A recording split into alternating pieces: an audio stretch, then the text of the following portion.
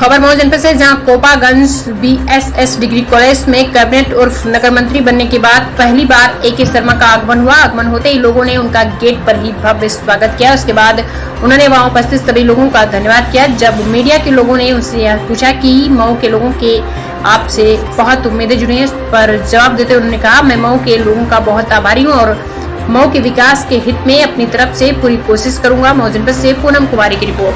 1500 से ज्यादा हमारे भारतीय जनता पार्टी के कार्यकर्ता, और मैं तो देख रहा हूँ खाली मऊ जिले के नहीं, आजमगढ़ जिला तो जैसे कि एक हो गया है। पहले विभाजन जैसा कुछ रही नहीं गया है। आजमगढ़ और मऊ एक जैसा। आजमगढ़ से कई लोग, कई गाड़ियां, कई 100 कार्यकर्ता हमारे साथ मऊ भी आए हुए हैं। और मैं देख रहा हूँ कि अगल बगल के जिलों के भी कई कार्यकर्ता भारतीय जनता पार्टी के यहाँ हैं। आप सबने मिलकर के अभी विधानसभा चुनाव में जो आपने भारतीय जनता पार्टी को प्रचंड विजय दिलाया है, उन सब उसके लिए आप सबको बहुत बहुत साधुवाद, बहुत बहुत अभिनंदन। आप सबके मेहनत के कारण ही भारतीय जनता पार्टी की 2/3 बहुमत के साथ सरकार बनी है। मित्रों, मैं जब माननीय रामविलास जी को शायद याद होगा, वो भी एक कार्यक्रम में थे, और अन्य हमारे जो यहाँ उपस्थित कुछ कार्यकर्तागण हैं, तो मैं विधानसभा चुनाव में भी 2 दिन इधर आया था और मैंने उस समय एक बात कही थी। उस समय ये कहा था मैंने कि भाई देखिए, मऊ जिले में 4 सीटें हैं, आजमगढ़ जिले में जो सीटें हैं उनमें भी हम गए थे, और दोनों जगह मैंने ये बात कही थी कि देखिए, आप अगर भारतीय जनता पार्टी के विधायक को नहीं चुनेंगे तो भी भारतीय जनता पार्टी की सरकार बनने वाली है। मैंने कहा था, शायद कुछ लोगों को याद होगा, और हुआ वही। आपने मऊ में से खाली एक जिताया, माननीय रामविलास चौहान जी को। आजमगढ़ में से एक भी नहीं जिताया। अगल बगल के जिलों में भी वही स्थिति। फिर भी भारतीय जनता पार्टी की सरकार बनी है ना।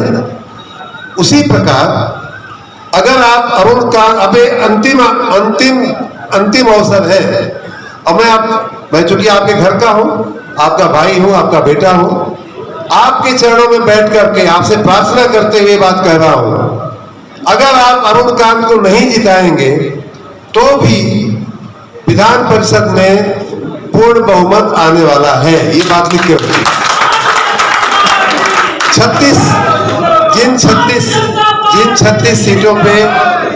जिन 36 सीटों पे चुनाव होना था, उसमें से 9 सीट तो भारतीय जनता पार्टी जीत ही चुकी है। निर्विरोध हो गए हैं कई जगह, ज्यादातर। बाकी सीटों में भी बहुत बड़ी आशा है कि हम ज्यादातर सीटों में जीतेंगे, लगभग सभी सीटें जीतेंगे। इसलिए आपका और हमारा कर्तव्य है, बुद्धिमानी इस बात में है कि आप चलती हुई गाड़ी में बैठो भैया, बंद गाड़ी में काहे को बैठने वाले हो। अगर आप इनको जिताओगे तो अब पता नहीं, इनका कुछ ऐसा इनका कुदरती इनका संजोग है। देखिए कि 17 से 22 में भी मेरे ख्याल से पहले ही एक बार विधायक थे भारतीय जनता पार्टी के आजमगढ़ से, और अब भी अगर ये जीतेंगे तो भारतीय जनता पार्टी के आजमगढ़ जिले से एकमात्र प्रतिनिधि होंगे। और जब ये प्रतिनिधि होंगे, भारतीय जनता पार्टी की सरकार होगी, तो आप सोच सकते हैं कि आपका कितना सम्मान बढ़ेगा। आपकी बात, आप एक फोन करोगे इनको लखनऊ में कि भैया इस विभाग का काम रुका हुआ है, शिक्षा विभाग वाले हमारे साथ अन्याय कर रहे हैं, बिजली विभाग वाले हमारे साथ अन्याय कर रहे हैं, और अरुण कांत जी उठ के और तुरंत मंत्री के पास जाएंगे, तुरंत सचिव के पास जाएंगे।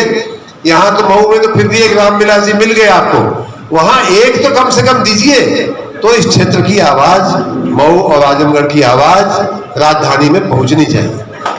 देखिए, कई बार मैं पहले भी ये बात कह चुका था। आज माननीय अरुण जी उस बात की तरफ इशारा भी कर रहे थे, मैं उसमें बहुत डिटेल में नहीं जाऊंगा, लेकिन कई बार हम लोग तुरंत के स्वार्थ में पड़ जाते हैं, तुरंत की बातों में आ जाते हैं। कहीं जाति का मतलब वो हो जाता है, तो कहीं अन्य किसी स्वार्थ में हम पड़ जाते हैं। लेकिन आपके सामने, आपके और हमारे सामने चुनौती ये है कि आप आज एक हफ्ते का फायदा देखोगे कि आने वाले 5 साल का फायदा देखोगे। बोलिए, फायदे में क्या है? 5 साल जो सरकार चलने वाली है, आज ये चुने जा रहे हैं। इसका मतलब कि सरकार, योगी सरकार के पूरे कार्यकाल में ये एमएलसी रहने वाले हैं, पूरे कार्यकाल में आपका प्रतिनिधित्व करने वाले हैं।